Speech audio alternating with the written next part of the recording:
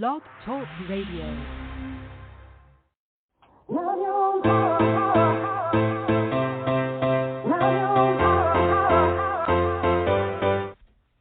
Chatting with Nat is a podcast for independent women seeking to speak their truth and to break down barriers. We host honest conversations that help to guide and empower women. Speak your truth and set yourself free. Let your voice be heard. Hey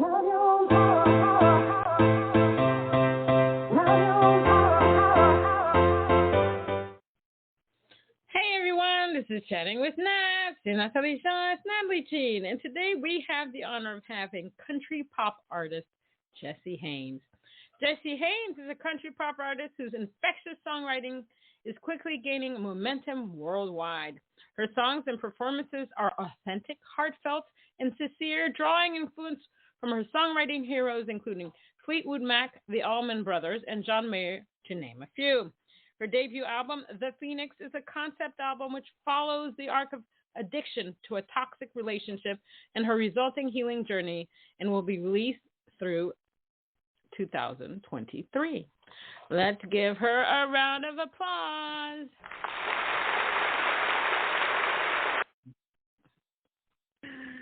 Hi, Jessie. How are you? Hi, Nat. I'm so well. Thank you so much for having me. I am taking this call from a Big Bend National Park in Southwest Texas, and I'm in my Airstream right now, praying that my service stands up for the remainder of this call. In the middle of the desert, the wind is whipping around like 30 miles an hour today, but I have a pretty awesome view of the Chiefos Mountains, and life is good. So thank you for having me here. But see, I love that. See, these are the things that I love, and I'll tell you why. Because this is the authentic life of the independent. That's right. That's right. This is what we have to do. We sit wherever we can. We have beautiful views, and if the internet, we pray that the internet is working and it doesn't shut down. This is what we do. You know, we multitask and we do what we have to do to be seen and heard. So I love it. This is the stuff that I love. I'm like, I hate when things are just like, you know, so perfect, because that's not life, right? Absolutely. Yeah. I mean, I bought the Airstream last fall, and just decided it was time to really start living the dream, and so I quit the day job, so to speak, and really just going after music full time. And so I'm here on this. It's really like a soul journey.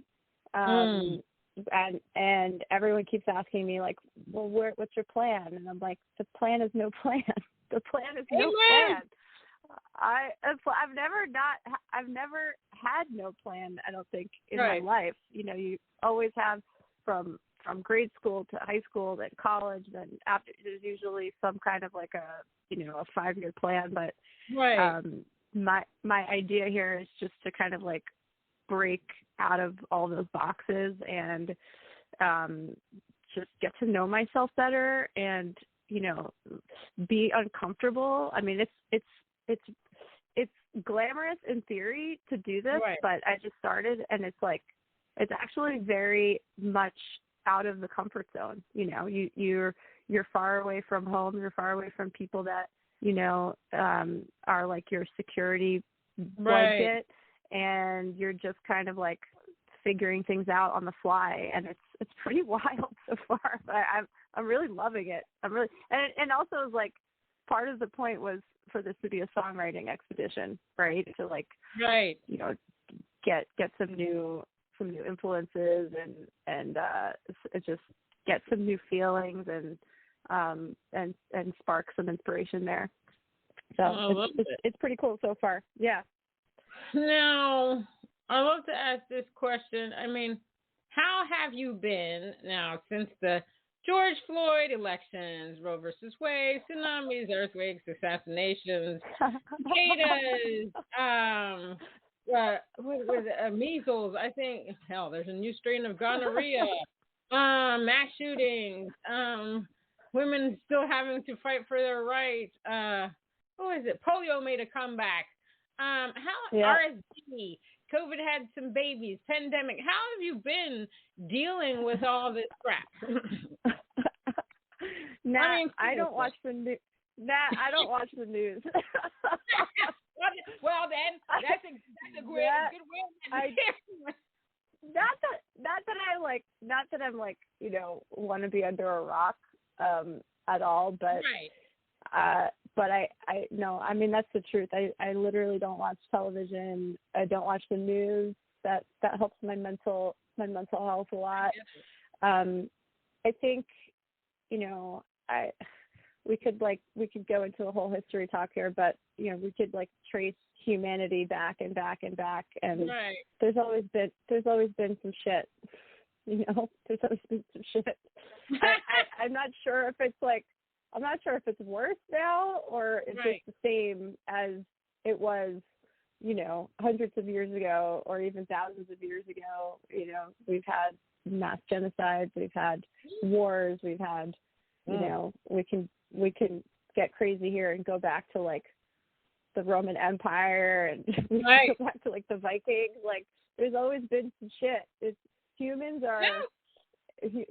are always learning and healing, I think.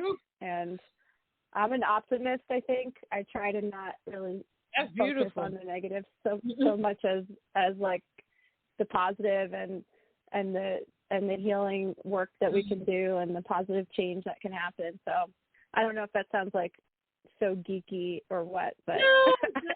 I mean, I think it's great to focus on the positive. I mean, I focus on both, and I focus when I say focus on the negative. When I do focus it, I try to see what can we do about the negative. There's just things that you're never going to change, and you're right. Throughout century, there's just been ongoing massacres and well, they didn't have guns at a certain period, but stabbings during those periods or whatever they did during those times. Mm-hmm. I mean, there's been diseases that come up every so often, although I have my theory on COVID, and everybody has their theory on COVID.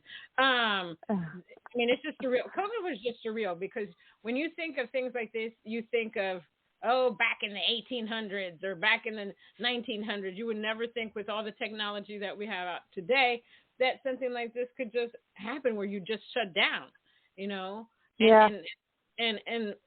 But one thing, and this is another question that I pose, is that one thing that obviously the pandemic was awful because people that survived, some of them lost limbs, some of them are learning how to relive again. But there were some positive things. And for me, the positive things that I saw were families, because we were locked down, people took the time to spend time with their families. Because normally a lot of people are rushing around. They don't have time for this. I know people that cut back on work because they realized they missed a lot of things about their family and their children, whatever they were doing. When we were not in the outside, Mother Nature and the animals are happy, especially specifically, I guess, the squirrels, they weren't getting hit by cars. And the pollution level went down while we were out. So there's climate change. And then I read a lot of articles about people quitting their jobs. You quit your job. Yeah. What it did is that it allowed for people to say, okay, I may die. I really need to get my ass up and do what I want to do for my life. I need to eat. I need food, clothing. I need housing, but I need to be happy. When I walk through those doors to go to a job, I need to be happy and make money at the same time. So a lot of people decided, I'm not doing this crap anymore. And then there's people artists that decided to create EPs, albums, tracks, singles. Some decided to rebrand. Some decided not to do music anymore. They're just no, I don't want to do this thing anymore. So what I'm saying is that during this time, there was a lot of self-reflection on no matter if you're an artist, whatever you're doing in your life, people were, really thinking about, okay, I need to get my butt in gear. I need to decide what I want to do with my life. So now you quit your job. Now, when you decided to quit your job and focus on music, did you think about, did you say, okay, this is the type I want of music I still want to make? Have you changed anything about your artistry? What did you think about? It's funny that you talk about sort of like this mass awakening that happened, because I really hadn't thought about how I fit into that whole, to that whole picture. It's just until you just said it. But I think I'm one of those people, and what ended up happening for me, I've been a musician for my whole life, as long as I can remember. I played the alto saxophone when I was growing up. I was like first chair in the traveling jazz band, and wow. I think I got most musical in the yearbook and stuff like that. And then I started playing guitar, and I started writing my first song when I was like in my later years in high school, like 16, 17. And okay. I right away started writing songs, and the songs that I wrote back then, those first couple of songs, they were very like in a folk genre, and okay. they were just naturally sort of folksy genre, singer-songwriter, and I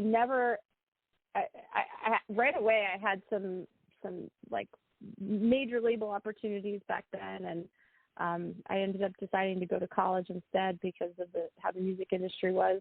But I've always been, this has been like, I remember looking in the mirror, and this was even way before I learned how to play guitar. When I was a child, okay. When I was maybe like seven years old, I remember looking in the mirror, and I had this guitar in my room that someone had given to me. I didn't know how to play it, but I just remember this so clearly, like looking in the mirror with the guitar, and I was playing it but not knowing how to play it, and it just like it was like an explosion. Like I just felt so electrified in that moment, like that this was my calling, like this is what right. I was supposed to do with my life, was be a performer and a musician.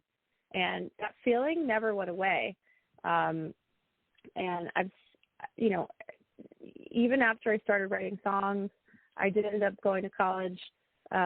Even after that, I just was always writing music and performing. I was in a variety of different bands. I had a bunch of different musical projects that I did. And so it never left, and then what ended up happening was, and this is like a really important topic to me that you and I, I'd love to talk to you about this, but I ended up, like my sexuality at some point, I ended up burying my artist self as well as my sexuality, both, because I think just where I grew up in the New York, New Jersey metropolitan area, it's just very much about, like succeeding financially right away. And there's sort of like this rat race that exists. And, there's just sort of like this pressure to like make a good living right away. And as I looked at it, I was like, I don't know if I'm going to be able to do this with music. So I really buried it, and it started to eat me alive. It really did. It started to eat me alive. Like I became, I think, unhappy because I was not being my authentic self. I mean, and this is like part of your whole platform is authenticity, right? And it's part of my platform too. But what ended up happening was it was like a double whammy for me, because I had buried my sexuality as a lesbian, and so I was like living this sort of straight life, or pretending to be straight and not being fulfilled in that lifestyle. And I had also buried my musician self. So like, and like now I'm in the full swing of who I am. Like I could never imagine not being a lesbian country music artist. Like that is who I am. And I had completely covered up all of that. And it's so easy to do that, you know, when you sort of like try and subscribe to what the communities around you want, or what your family wants, or what your friends are doing. And, you know, there's not like a one size fits all way of life. I do not even remember what the question is that you asked me, but I'm on some kind of tangent now.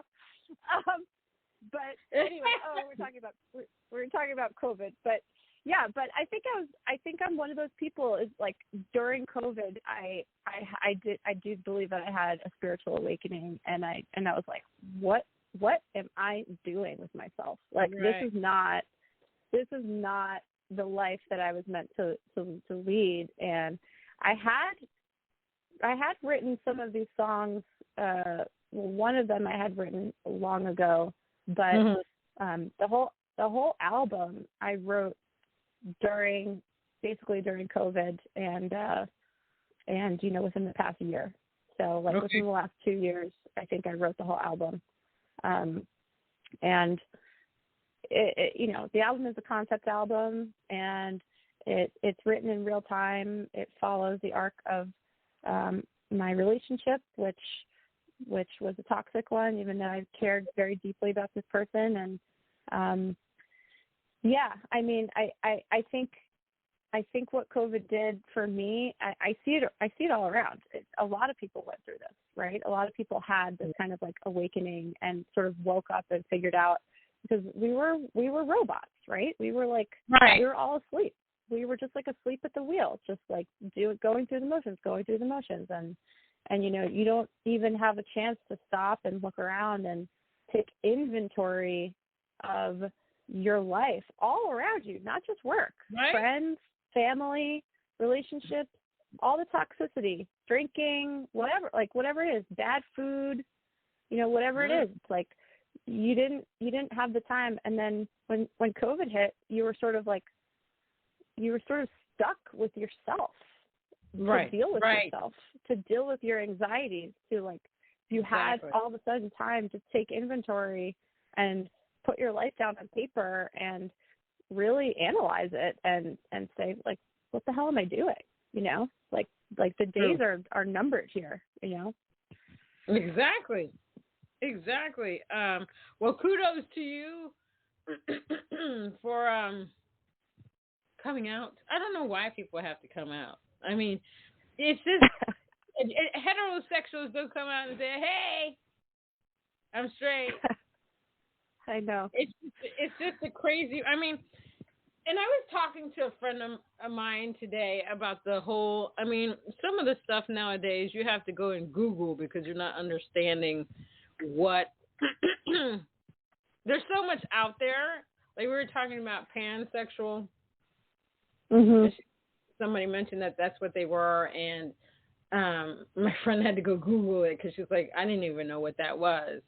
And it's you know, it's just very interesting. I'm extremely liberal. There's certain things that I don't understand, that I'm still trying to understand. The whole they them that one is a hard one for me, just because for me it's like, yeah, there's female, there's male. I don't care if you're transgender or whatever. If you're transgender, then you're the sex of whatever you've chosen to be. I don't know. Or some people say, well, women say, you know, I woke up this morning and I felt like a guy. What does that mean? For me, it almost seems like I don't know, that being a guy is kind of better. What is that feeling? I don't know what that feeling is. Are you asking me? Are you asking me? I'm not, are you asking me? No, I'm not asking I don't identify as they. I identify as she, but but my guess, I mean, look, my guess is, and maybe can you have people call in? This would be cool. People could call in and answer. Yeah, people can call in. It's really about like how you feel. I don't think it's really about the physical body, you know. I think it's about how you feel from like a masculine, feminine perspective. And I think the point is that some people don't feel thoroughly one or the other. You feel sort of like a hybrid or just like you feel like you're in your masculine and your feminine both at the same time, and that's where you are, you know, which honestly I can see it because I'm pretty tomboyish, I think. I mean, I've always been like, when I was a kid, I wore like boys' clothes, and I said to my mom, I'm like, nobody told me I was gay. Like, what the hell? Like, I'm walking around with like boys. I'm shopping in the boys' department. Like, nobody wanted to say something about this, but she was like, "Oh, we just thought you were a tomboy." But yeah, I like, you know, I'm very much in my masculine energy. I'm like very much a doer, and I drive a pickup truck, and but I also love being in my feminine too. Yeah. Right. You touched on something there. You said what did you say before you said getting into your pickup truck? I'm in my I have a lot of masculine energy. See, that's the thing for me. Because some people relate certain characteristics or certain ways of doing things as masculine energy, and I don't. I think that's where I have a problem. You see what I'm saying? Because sometimes some people present things, well, that's the way a guy would do it. Why? See, I don't see things that way. I'm like, I'm a woman.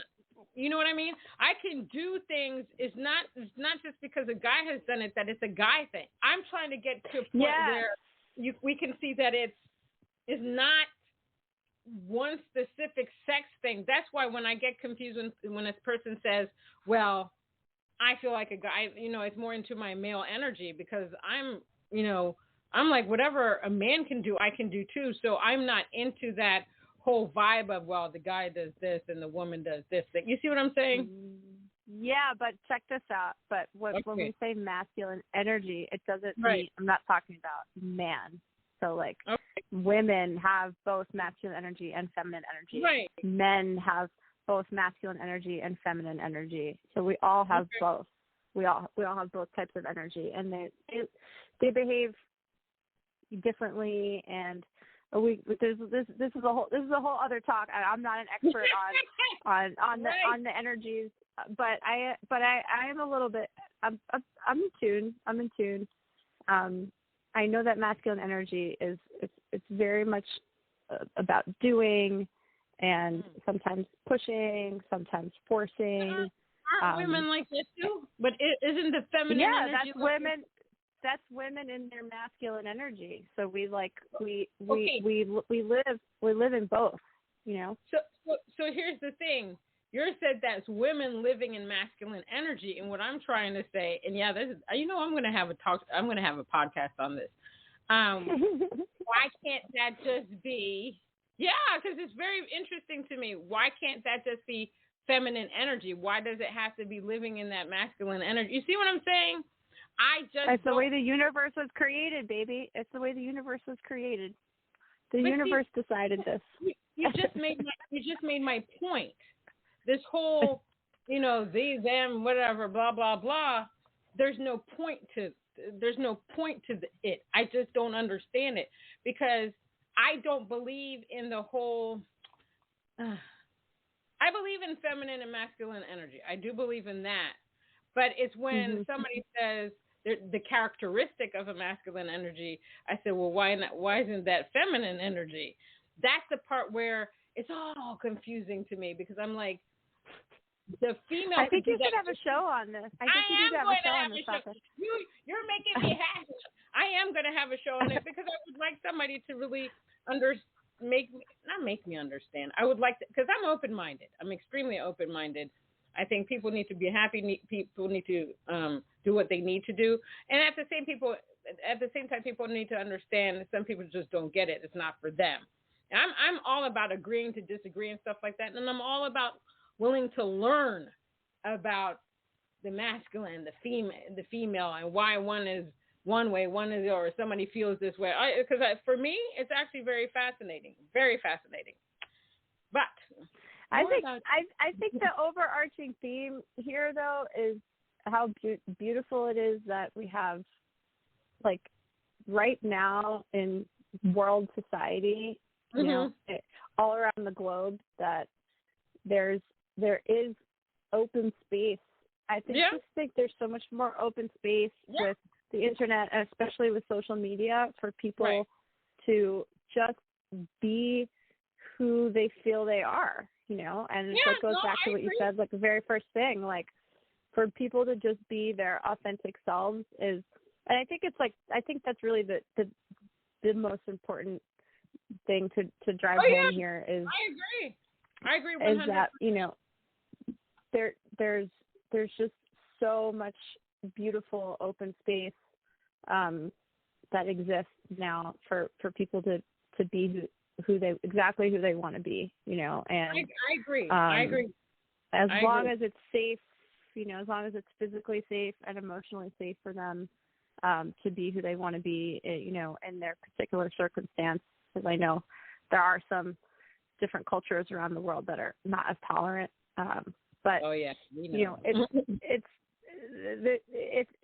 it is safe physically and emotionally, and the only thing holding us back is ourselves or our own fear, because I was one of those people, you know. I've been a musician my whole life, and even still, I still had fears around launching this music because I thought, what if it doesn't work? What if people don't like it? What if gay and country music, you know, doesn't, you know, what if there's a block against that? What if there's like so many what ifs that as I started to take baby steps, and this is like a really important lesson, is like as I started to just put one foot in front of the other and pull in this really beautiful community of people who are helping me do this. I have a really awesome team helping me, my producer, I have marketing people, PR, and managers now, and you know, there's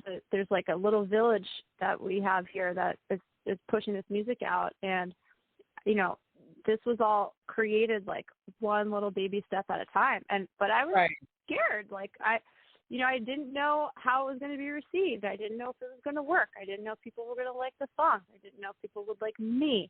I didn't know if they would like what I had to say. I didn't know if it would start to catch on, but at a certain point you sort of like look at the balance and you weigh, on one hand, all right, all of these fears that I have of it going wrong or not working. All right, but I already lived that life. I already lived the life of not doing it and not being my authentic self. And where did it get me? Right? It got me to a place of sorrow and regret. Like the days were clicking by and I still wasn't doing my dream. And it's like, your dream doesn't go away. Like it just doesn't, no matter, you can dig the deepest hole with as many shovels as you can find and try and bury your dream down there and make it go away, but it doesn't. It finds its way back to you like a beacon, you know. It just always finds you, and it's like, hi, I'm here, I'm back, you know, I'm back, here I am. Like, so I already lived the life of not doing my dream. So I was like, all right, I don't have any more choice. I don't have any more choices. I don't have any more excuses. Like, I have to push through and be uncomfortable, and I have to do this. I have to. And now I'm doing it. And I'll tell you what, on this side of the fence is much, much, much better. I just feel the person I always was meant to be, you know, and that feeling is that you can't put a price tag on it. You just can't. And I think that's a beautiful thing. I think that you're 100% correct. Specifically in the United States, that there is a great openness. There's a great space for people to be who they are. It's taken a long journey to get there, but it's a great space, you know, to be who they are. And I think the world is still growing and trying to understand certain things. There's a lot more openness in the sense that people are willing to learn and understand and be open to certain things, which I think is great. And I feel sorry for those people that have to struggle in living in certain countries where they can't be themselves. To hide oneself is very sad. I mean, I was raised a certain way, to care about what people think. I can give two fucks what people think, because I want to be the best version of who I think I am. And people don't like that. That's too bad. I don't live for other people's validation. That's another topic that I got into yesterday and with somebody else that I was on my podcast about, because with music, the one person said, we're always seeking validation from people in regards to music. Here's my point with our music industry, because I don't care. I make music based on what I see in the world, my emotions, my feelings, whatever I've gone through in my life. And I know I set an intention with my music that my music will affect the people that it's going to affect, and music is subjective. People cannot expect everybody to love your music. Not everybody's going to love your style of music. That's what it is. But the most important thing is that you love your music, that I love the music that I'm putting out, because that's the energy I'm going to put forth. So I know that people are going to gravitate to it because that's what I put out. Whatever you put out is whatever you're going to receive in return. Obviously, we're in the music business. You want your music to get licensed. You want people to sign you up for tours. You want to be on a label. You want this, you want that. And yeah, people have to be able to like your music to say, you know what? I can do something with this. I understand that. But I'm going to get your opinion on this. I don't need validation from other people, because I see some in my group of Grammy friends and all this stuff, they have their cliques and stuff like that. I'm just not into that. It just annoys me. I don't need to have guitarists. I could have the homeless man on the street that probably used to play the piano and play on my album. As long as he's good, I don't care if his name is Joe or whoever. It's not important to me. But I see a lot of artists, oh my gosh, I got this producer and I got this person, and oh my God, they're going to play. And then half the time I don't even know who they're talking about. That's what's worse. I'm like, who's that? Yeah. And I start laughing. So what do you think about the whole thing? Yeah, I think you're spot on, man. I think 100%, this is art. First and foremost, this is art. Right. And I think, people, what I've learned so far from releasing this music, and I started releasing, just the first single was last summer in June. And I have 3 singles out now. And so what I've learned from this feedback loop so far, and I haven't even released the deep songs yet. The deep songs are coming next. Okay.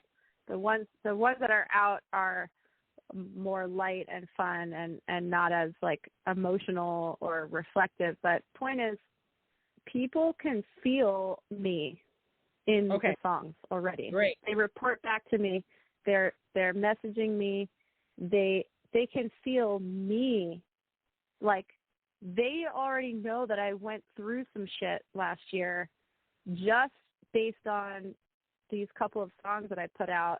Right. That don't even really talk about what happened, but there's already something about my vocal performance, the way that I present musically, that they feel me. And so here's the point. The point is the authenticity. I think you can put out whatever melody you want to put out, whatever you feel, but the authenticity is in you, the artist, who has done the work to peel back the onion of you to get to the soul of you as a performer. And that's what people feel. That's why I love Alicia Keys. Alicia Keys, love her. I love artists who, in their performance, you can hear that you're not listening to ego. You're not listening to I'm just throwing down this cut, on so that I could get on the radio. Like, you can tell the difference between a cut that's like that and a cut that is really truly meaningful and from the heart. And I think that's the element that people like really want, and they really feel. And that piece of it, that peeling back the onion of you as the artist, and it's a lot of like Windexing off the mud from the windshield, for like years and years, however long it takes to like get down to the bottom of yourself so that you can let your soul speak through the music. But that's really the work. And I think that I think that we've been blessed with this ability, with this gift of creating music, right? I mean, how many people come up to you and you're like, oh, I love music. I wish I could play. I wish I could sing. Yeah. I wish I could write. I wish I could write like you. Like, this is really a gift, right? And so not that we're taking the gift for granted, but the gift is to be able to put an emotion basically in a time capsule and send it out into the world. And the reason people resonate is because sometimes they don't have the words. Sometimes they don't even sometimes they don't even know how to access. Maybe that emotion is down there somewhere in them, and they don't even know how to get to it. It's just living. That's just like an energy that's living inside them. And when they hear your song, well, it starts to come out, and it's like a release for them, right? Like, how many times have you been driving down a road into the sunset and you're listening to the song, and it makes you feel something so deep? And that's the power of music. And I think that that's our job as musicians and writers, is to like be able to communicate a feeling, capture a feeling in song, and when people hear it, they also are able to access that same emotion. I think that's the point. I think that's the point of music, No, but you're dead on. You're dead right, dead on. It's and that's what I tell people all the time. I tell musicians and singers and artists, I said, this is our superpower, because the emotions that come out after somebody's listened to your music or watched your art or whatever the case may be is beautiful. And that's why I told people, because one of the things I did during the pandemic is to do this TikTok Cap University. And they said that the videos that do the best are the ones that are authentic, because people can relate to those things. People gravitate to those things because they need hope. They need to be able to find an artist that they can go to, that they can say, oh my gosh, Jessie gets me. That's what they want. Right. And that's why, I mean, I'll be honest with you. When I first started releasing, there was a lot of debate. Well, not that much debate, but it was a topic. Like, are we gonna go hard with the gay stuff, or are we just gonna like keep it under wraps? Like, and I had this quote on my desk, and it's from a Nashville music manager. It says, she said, who is not currently being spoken to? Who is not being represented? And I wrote it down, and I had it on my desk for months. Like, and I started having these meetings with the managers and the marketing, and I was like, look, I have this quote from a Nashville music manager. It says, who is not being spoken to? Who is not being represented? And I'm like, the whole entire, do you know how many people around the world listen to country music that, like, I never even, Germany is like one of my top markets. Like, oh, wow. There's so many communities and countries that, we here in the States, like, I don't really think like Paris is listening to country, Germany's listening to country, Portugal's listening to country music. There's like 140 countries around the world listening to this music. And, I have a big gay audience, LGBTQ audience so far that's starting, and who, love country music. And again, like they weren't feeling represented. So it's just all so nice. It's just all such a blessing, and it's just I just feel very honored to be in this position, you know, to be able to put this music out and to have this voice, and that the internet is so cool now because, you know, the fans are just right there and we can talk to each other, and we have this really awesome sort of like communication loop going on, and it's just a really cool time in music, to be honest with you, Nat. I think it's the best time in music so far for independent musicians. Yeah. I agree. You know, what's sad sometimes to me is that there are a lot of musicians that are afraid to sing about songs about the times or something they've been through because they don't want to alienate their fans. But I always tell them, because I did the whole social impact album, I talked about my own sexual assault, I talked about climate change, I talked about everything. And the thing is that if your fans know you, they're not going to have a problem with you. If you are being your authentic self, they're not going to have a problem with you.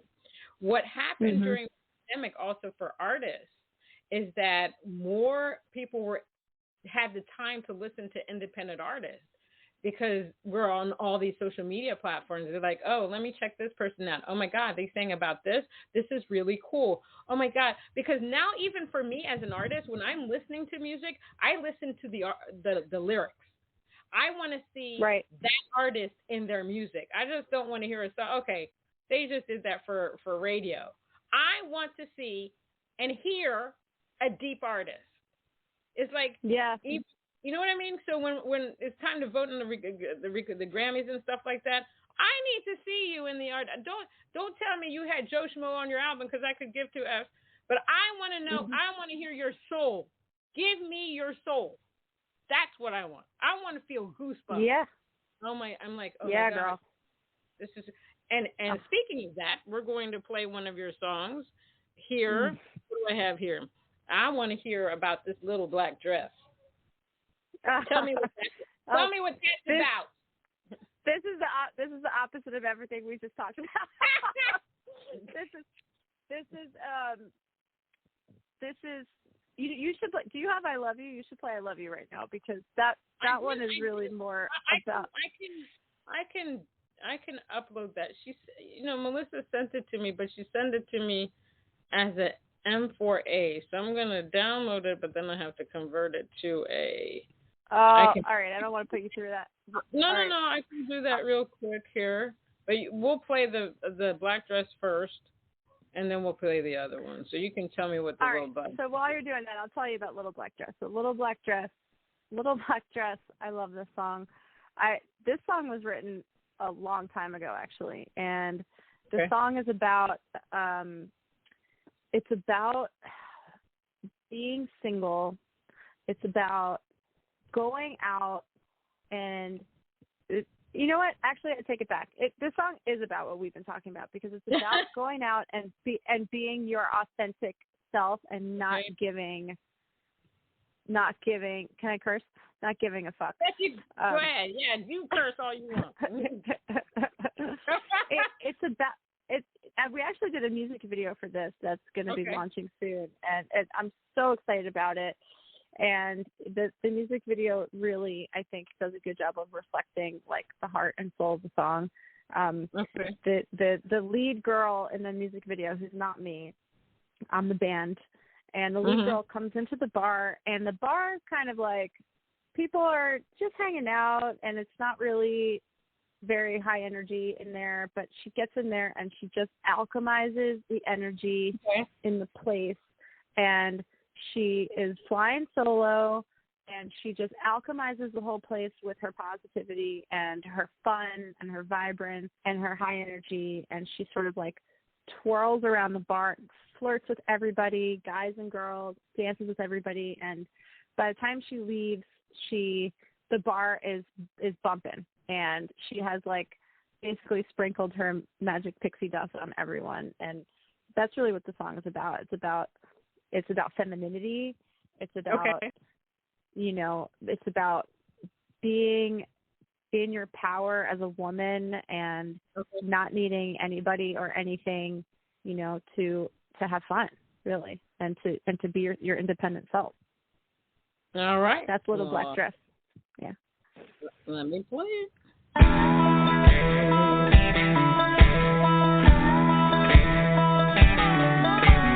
Mama told me not to look into the sun. I got a chopped up caddy, let's go and have some fun. Pull me closer now, you gotta kiss me hard and take me out. I got a little black dress and a big night out. I'll be spending all your money when the sun goes down. And I'm a bad, bad baby, always on the run. And we ain't gonna stop until the morning comes. I got a little black dress and a big night out.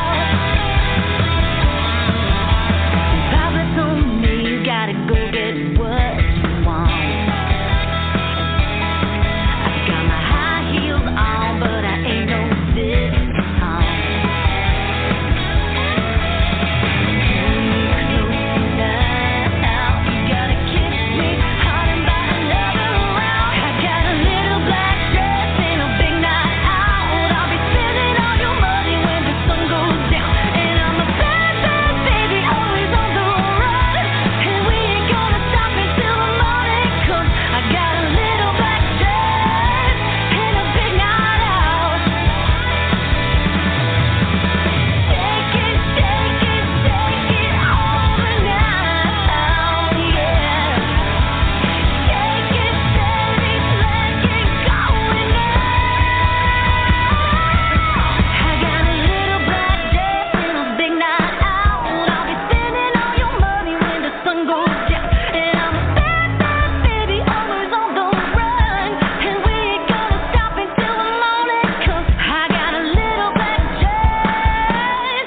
I got a little black dress and a big night out. I'll be spending all your money when the sun goes down. And I'm a bad, bad baby, always on the run. And we ain't gonna stop until the morning comes. I got a little black dress and a big night out. I got a little black dress and a big night out. I got a little black dress and a big night out.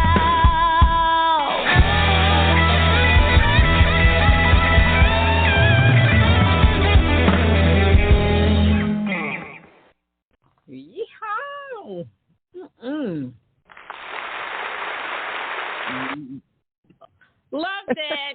That is fantastic. Now, I'm going to. You like the applause? Yeah, my little hands can't do you justice. All right, tell me what I Love You is about.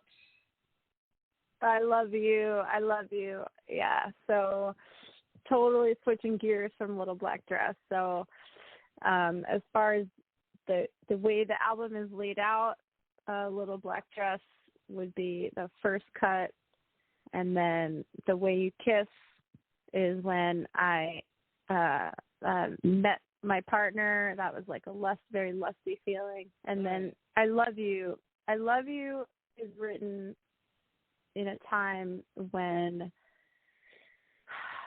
I cared so deeply about this person, and yet there was still so much toxicity in the relationship, and caused a lot of confusion for me because the song presents as a love song, and I don't want to take that away from anybody who wants it to be a love song. I really don't.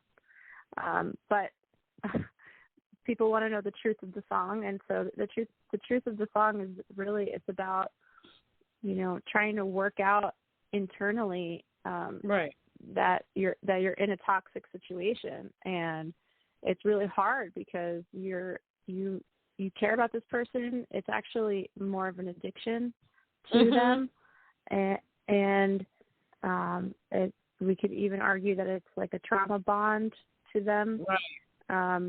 And I can get really deep into this, but I'm not gonna go the whole way right now. But being in that in between stage of, but I love you, but this is hurting me. But I love you, but this keeps hurting me, and I'm confused, but I feel like I love you, but I don't want to leave. And it's sort of a maddening position to be in when you're in that kind of relationship. And it doesn't have to be a love relationship, a romantic relationship. It can be a toxic friendship. It could be a toxic relationship with a family member, or a coworker, or anybody really. And, it's that feeling of, I don't want to let you go because there's so much about this that feels good to me. And yet I know that I'm being wounded on a regular basis, and I know it's not healthy. So that's the truth of what the song's about. And if people want it to be a love song, I want it to be a love song for them too. I really always want my music to be about whatever it is about for the listener. Right. But I'm getting asked a lot, what is the song about? And so, in my authentic self and my speaking my truth, I also think it's, one of my main platforms is, aside from being an LGBTQ artist, is also talking about toxic relationships and this kind of emotional abuse. And I talk a lot about those themes in my work and the album, and it's an important topic for me. So that's what the song's about. Okay, here we go.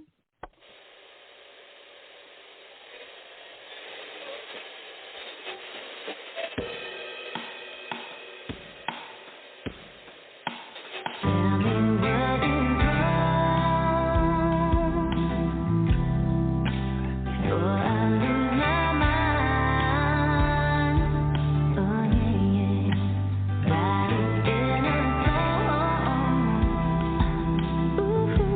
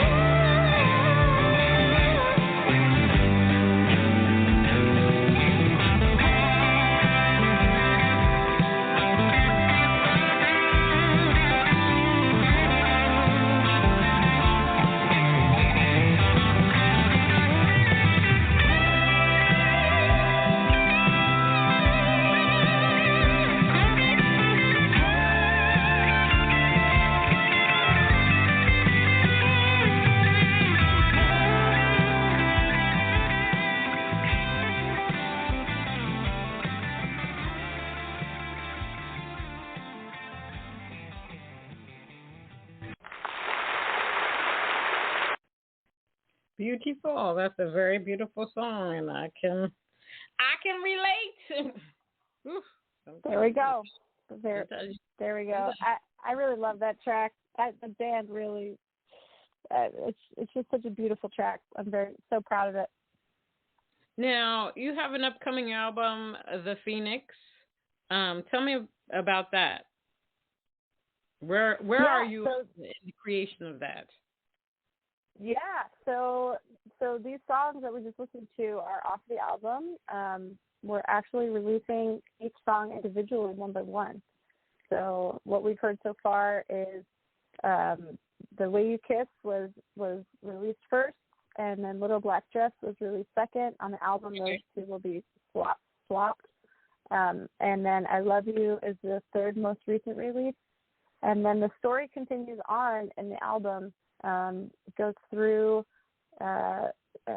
track by track, song by song, the way I wrote them in real time, the way I was experiencing everything in real time. And I end up leaving the relationship. I end up spreading my wings. Eventually, I end up in Texas in an Airstream. But I'm releasing each song individually about every 4 weeks. And then the full album will be released as a collection in the middle of the summer. So we'll be able to have the full album as a full collection by summer. And I'm so proud of this body of work. It's a body of work I'm most proud of in my life, actually. It's taken a lot of digging, soul searching. It's taking an incredibly difficult experience and a huge healing journey, a lot of work and reflection. I was lucky enough to have really beautiful therapists and healers kind of help me through a really hard time, and it's been an experience, man, and I'm just really excited to get it out into the world. Awesome sauce. What do you love most about being an artist?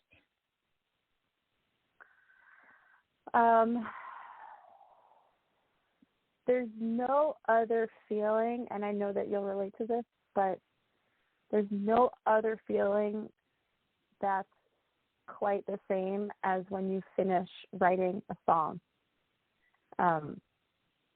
When you finish writing a song, it is just the most beautiful feeling in the world. I think it's so much pride, and you just feel like you've created something that didn't exist before, and now you've created something that, possibly people are going to learn from and heal from and maybe have fun with, enjoy, make out to, whatever. It becomes a part of the universe, and it's like a contribution.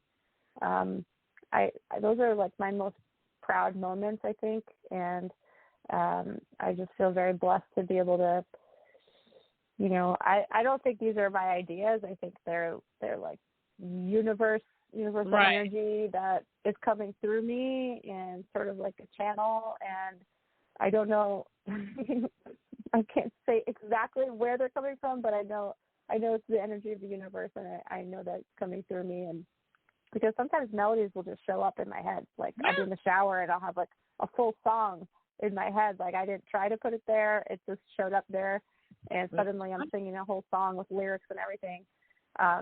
Is the writing of the songs, and then probably tied with that is taking the songs into the studio with my studio band and watching and being a part of the songs coming to life on record. That is just such a cool experience. It's like a birth, Yeah, well, I feel you. That's how some songs come to me as well. So I know a lot of things are divine. They're divine. They're the energy. Divine. And the last question, well, you need to give me 3 answers to the question. What are 3 things you wish you had known before you got into the music industry? 3 things I wish I had known, that it was going to be. I mean, people said it was going to be hard, but it's hard. I wish I had known exactly how hard, but it's beautiful hard. It's like running a marathon hard. You know, it's rewarding and fulfilling, and it's the kind of efforting that feels good. It feels good. It doesn't feel bad. You know, it's good hard. The second thing would be, oh man, I don't know if there's 2 more things. I think that's my one answer. I wish I had known it was going to be hard, but I think at a certain point, you know, I think we all know that. I think we all always do that there's so many artists out there.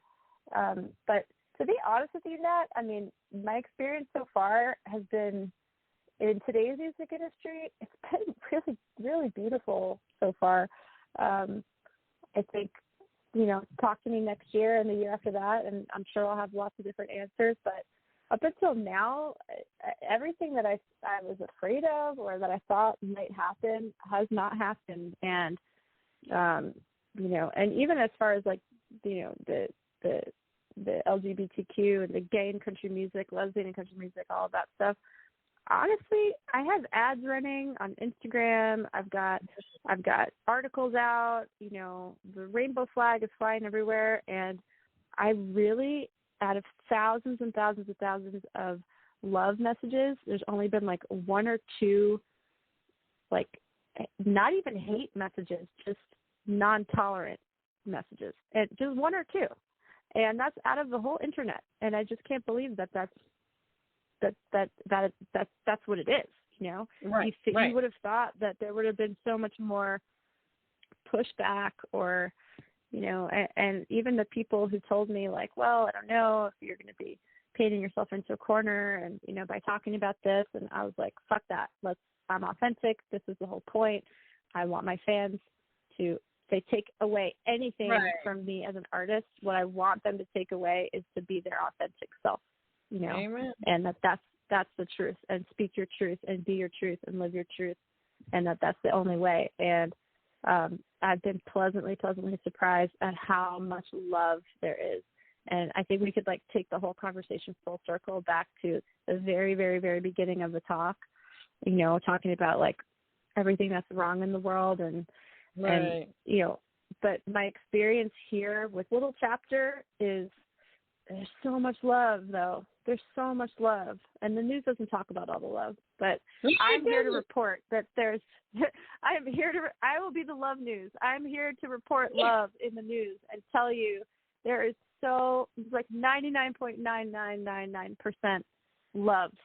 And that's been my favorite part about it so far. Oh, yeah. No, there's definitely love. There's definitely love in the world.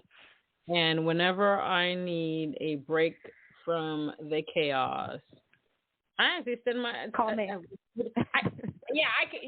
call you from now on. But what I also do is I go on sometimes I'm like, TikTok is the devil, because I will go in there for like, I'm just going to look at something for 10 minutes. 2 hours later, I'm like, looking at stuff like that will make me laugh. I look at stuff where I could learn something, and then I'm looking at stuff like, really?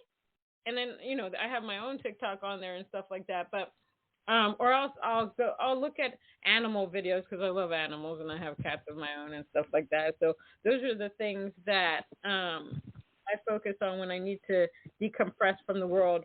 But I also look at the negativity, because I want to make a difference. And that's one of the things that I want to do with my own music, is about making a difference in the world. Because I wrote a song called Numb, and it's basically about how the world has become numb to all of the mass shootings. It's like, oh, there's another mass shooting today. You know, people say, oh, we're going to, and 2 seconds later, they're over it. They're just like, okay, I'm going to go about my day.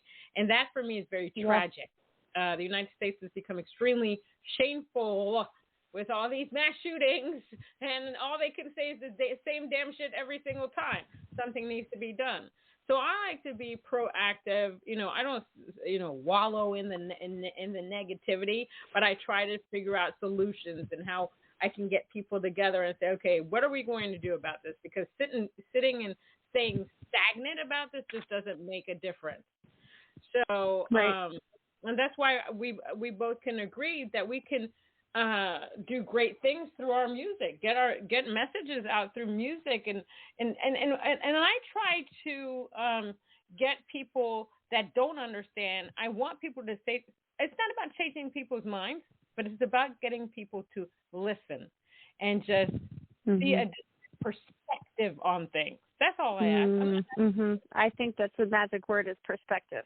It's perspective. Just get a perspective, different perspective. And if you don't agree, you don't agree. I'm not here to tell anybody how to live their life, what to do with their life, because everybody has the right to be who they are, to think the way they are. I always say that on my TikToks. You have the right to your own opinion, but so do I. Remember that. And that's the thing a lot of people can't grasp, because some people are just like, my opinion is right. And I'm like, that's not how the world works. And I said, that's the problem with the world, especially in politics. People refuse to just put their ideas to the side and come to the table for the rest of the world and say, let's start from scratch. Let's see how we can create a better world for these people. It's all ego. So I try to write songs that are going to be like, no, let's put everything aside and let's get this world to a better place. And there are beautiful people out there. I always try to look at videos where somebody's doing something nice for somebody else, or somebody's paying it forward. I'm always like, oh my God, this is so great. And I'm crying. And my mom's like, why do you watch that stuff? Because you always end up crying. I said, because it makes me happy, damn it. It makes me happy. Yeah. I think that's all spot on, Nat. I agree with you 100%. I think, different perspectives is a really much healthier way to be. Yeah. And, we don't have to agree, but at least to be open to other people's perspectives, other people's lifestyles, and other people's ways of thinking, especially if they're not your own. Amen to that. Well, thank you. Thank you so much for being on Chatting with Nat. I would love to do an IG live with you someday. Yeah. Absolutely. I'd love that. Yeah. Everybody in the conversation. This has been amazing. I think we would have a good time. We'd be a handful for them, because we are extremely authentic. People would be like, yeah, we're authentic. Say what you want. We say what we want. Damn it. I love it, Nat. I love it, Nat. And I really appreciate you having me on. Anytime. All right. This was Jessie Haines. You can find her at www.com. She's on Facebook. The Jessie Haines is on Instagram. She's on YouTube, Spotify. You can also purchase her music. There's that thing. Yeah, people have forgotten that odd thing about purchasing music. Yeah, you can stream it. And streaming is good, but we only make like half a cent. And if you can't remember that, just Google Jessie Haines, because she's amazing. She's fabulous. She's doing authentic things. And we all know that authenticity is the key to life. That is ma'am. The answer. Thank you, Nat. Thank you so much. Thank you. I had so much fun. Thank you. All right, everybody. That was Chatting with Nat. Until next time on Chatting with Nat.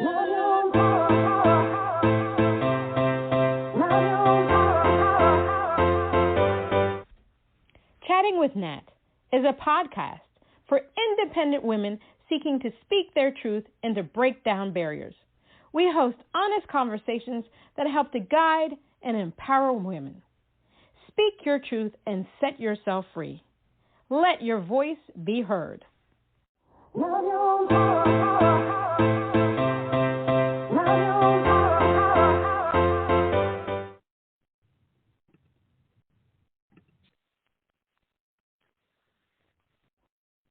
Hey guys, it is Ryan. I'm not sure if you know this about me, but I'm a bit of a fun fanatic when I can. I like to work, but I like fun too. It's a thing. And now the truth is out there. I can tell you about my favorite place to have fun.